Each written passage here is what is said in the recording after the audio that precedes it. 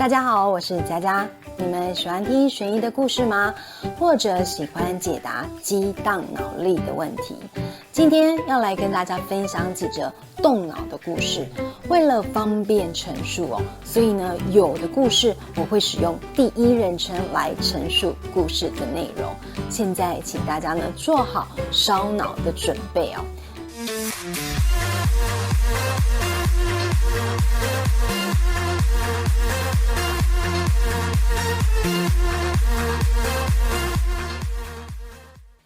第一个故事叫做神秘的游戏。我是一个18岁的女生，名字叫做珍。有一天，我的好朋友杰西卡、艾伦、金来我家找我。一开始我们在客厅玩扑克牌，玩了几轮之后，大家觉得很无聊，想要换一个游戏。这个时候，杰西卡说，她曾经听朋友说，有一个非常神秘的游戏这个游戏呢，会让大家得到很特别的体验，但是是什么体验他也不知道。问大家呢，想不想试一试？听他这样子一说大家兴致就来了，马上询问，游戏要怎么进行杰西卡说，首先要有一间4方形而且宽敞的房间。我立马说，我们家刚好有一间空房，之前是用来堆杂物，现在整理起来呢，准备改成书房来使用。结果我们一行人呢到了这个房间，杰西卡首先说，我们要一人选一个角落站着。游戏进行的方式呢，要先将这个房间的电灯关起来，然后在伸手不见五指的情况下，沿着墙壁直走。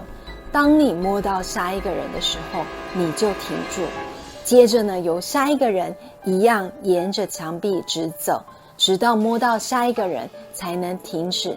这中间呢，手不能离开墙壁，也不能乱走，只能走直线。这个游戏一定要将电灯全部关暗，而且全程不能讲话，只能用身体靠着感官来进行。重复几轮之后呢，你就会有神奇的发现。听完他的解释之后呢，我们4个人站好了角落。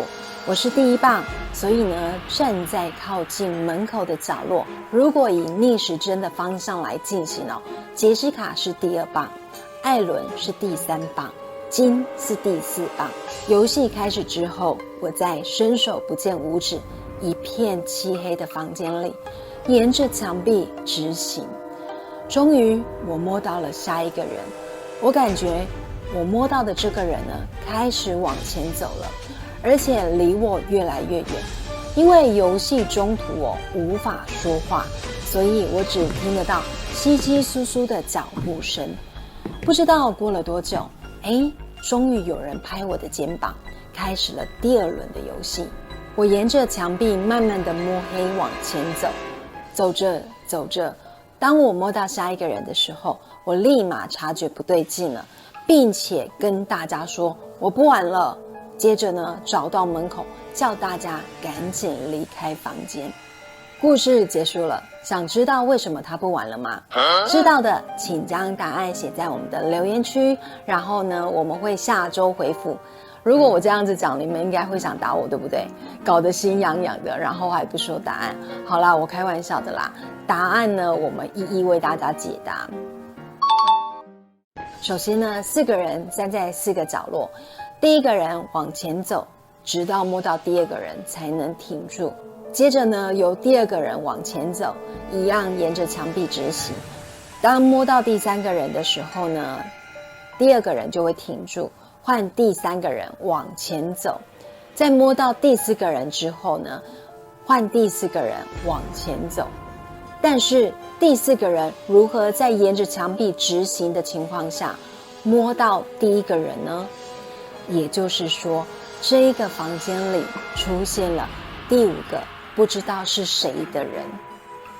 听完了第一个故事之后呢，大家有没有觉得毛毛的呢？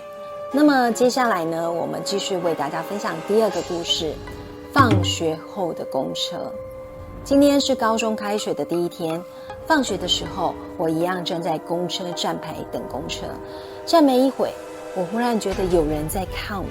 我抬头一看，看到距离我7、8个人后面呢，有一个男同学一直看着我，他的眼神呢让我觉得很不舒服。当他发现我知道他在看我的时候，马上将头转去别的地方。我心想，或许他觉得我长得不错，想要来搭讪吧。毕竟呢，我在学校也是有人追的。后来车来了，我没有理他，直接坐上了车，走到了最后一排角落的位置坐下。我习惯坐在这个位置，因为这里常常没人坐，而且呢，我家是最后一站，所以选在这里，中途也不用担心别人跟我抢位置。第二天放学，我一样在等公车，同样我又感觉有一股奇怪的目光在看着我。我猛然一回头，发现又是昨天的那位男同学，他的眼神让我觉得很不舒服，所以我马上瞪了回去，意识他，我知道他在看我了。本想去骂他，但是他看到我之后呢，又把目光移走了，而且再也没有看我。我想了想，还是别惹事好了，才刚开学，不想因为这样子坏了心情。第3天放学，我在公车站排队。今天我没有看到那位男同学，终于我不用再忍受那种被人偷看的感觉。正当我这样子想的时候，那个男同学远远地从后方走来，我发现他又在看我了。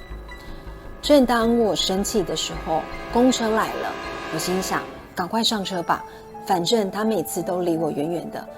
虽然他的眼神让我觉得很不舒服，但他也从来没有做过什么事，加上上车后他都选前面的位置坐，离我最后排的位置蛮远的。正当走到一半的时候，我前面的婆婆不小心跌倒了，我想立刻去扶她，没想到从我后面冲来了2个年轻人，马上将婆婆扶了起来。其实这个世界上还是好人比较多，何必为了一个猥琐男坏了心情呢？第4天放学，在排队的时候，竟然有人直接从我后面跑来插队。当下我的心里是想，他是觉得看我是一个弱女子好欺负是不是？正当呢我想上前去理论的时候，忽然发现插队的人是一个壮硕的中年男子。好吧，我就是弱女子，这个大叔看起来不太好惹。算了，也不是没有被人插过队，我往后站一点好了。心里的话想完之后，我往后面看了一下，又看到那一位男同学在后面盯着我，真的超火大。今天是倒霉的一天。第5天放学，我照常在等公车，一样发现了那位男同学站在很后面的位置，一样看着我。虽然让人盯着的感觉很不舒服，但是只要我回瞪他，他马上就把目光移开，并且装成没有在看我的样子。加上他也没有来骚扰我，心里想还是算了吧。如果真的跑去理论，可能会被人骂自作多情、自以为是。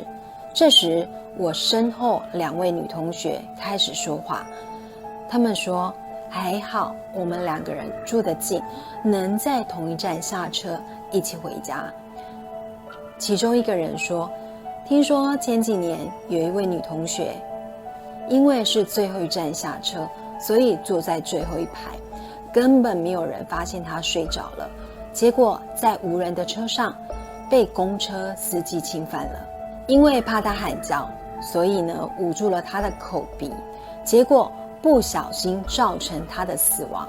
公车司机呢为了怕人发现，所以赶紧将她的身体呢丢在晚上没人发现的学校附近，想要伪装成是在学校附近遇害的。天哪，好可怕哦！短头发的女生说道。接着长头发的女同学又说，还好后来抓到了凶手，女生啊真的要小心，别一个人落单回家，真的是太可怕了。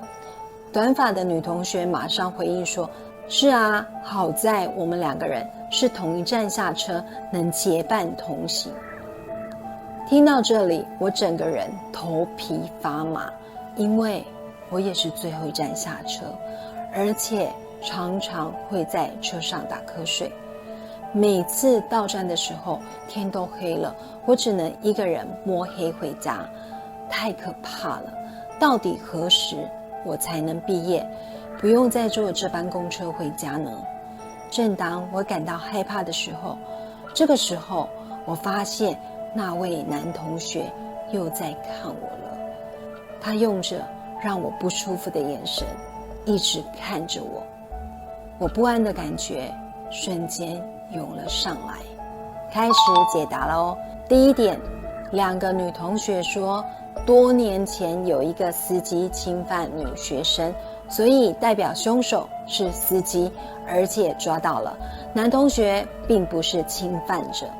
第二点呢，女主角说曾经看到有老婆婆在她面前跌倒，她想去扶，却被从后面冲上来的2个年轻人救了。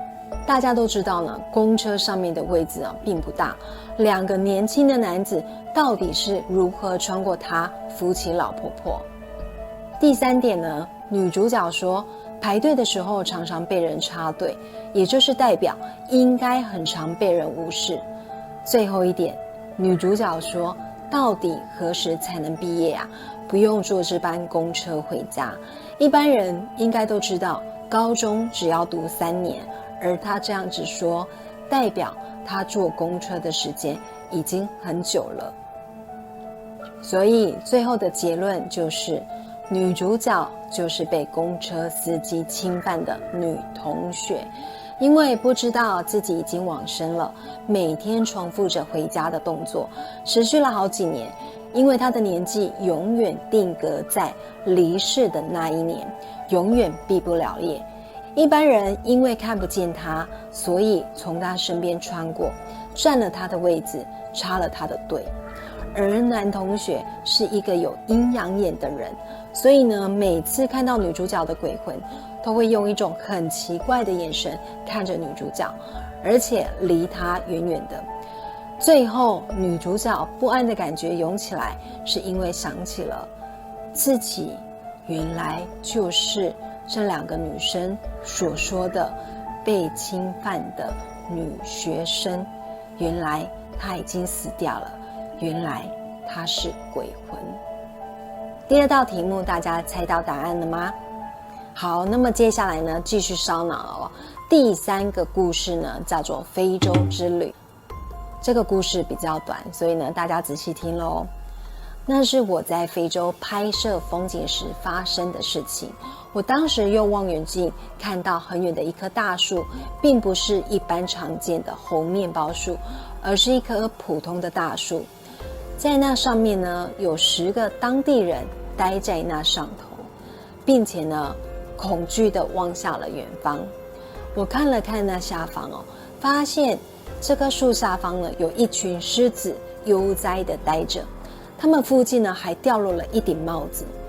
我再看看树上，那群人也戴着跟那顶同样款式的帽子。我心想，真是倒霉的家伙，帽子刚好掉在狮群附近，这下捡不回来了吧？我笑了笑，把望远镜呢转到别的地方。第3个故事，聪明的你猜到答案了吗？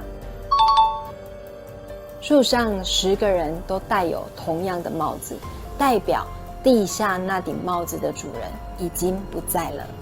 接下来呢，我们继续要讲到第4个故事咯。第4个故事呢，叫做巴士。有一对夫妻带着小孩，搭乘着往乡下的观光巴士，准备回到妻子的乡下老家游玩。当巴士呢开到山区路肩段的时候，因为他们的小孩一直在车上吵着肚子饿，很想吃东西。这对父母呢，因为怕影响了车上的人，于是孩子的父母呢就要求司机让他们在中途下车，让他们可以在附近找一间快餐店解决一餐。当他们酒足饭饱之后呢，餐厅的电视播放出一则新闻快报，报道指出，就在刚刚，有一辆在某山区行驶的乡间游览车，刚好被山上的落石击中，造成了全车人员死亡，无一幸免的惨剧。结果仔细一看，就是他们刚刚搭乘的巴士。看到了这则新闻，妻子喃喃自道说：要是我们刚才没有下车就好了。听她这样子一说，丈夫很生气的怒吼道：说什么傻话，要是我们刚刚没下车不就……语音刚落，他也懂了妻子的言中之意。是啊，要是刚刚我们没下车就好了。第4道题目呢也比较简单，大家想到答案了吗？因为司机为了让他们找餐厅用餐，所以呢只要找个地方让他们在中途下车，也因为这样子耽误了一点时间，导致全车遇到落石。如果不是他们要求中途下车，巴士早就通过了那个落石路段。今天的故事你有猜到答案吗？有起鸡皮疙瘩的朋友，或者是猜对答案的朋友，能在留言处回复一下吗？最后一个问题哦，这里面呢有一道题目呢是我的创作，有人知道是哪一则吗？节目的尾声，再一次跟大家说声谢谢您的收看。如果还没有订阅的朋友，能否给佳佳一个鼓励跟支持，帮忙按下订阅跟分享，当然别忘记开启小铃铛，因为你的订阅跟收看呢，会让佳佳更有创作的动力哦。我们下次见，拜拜。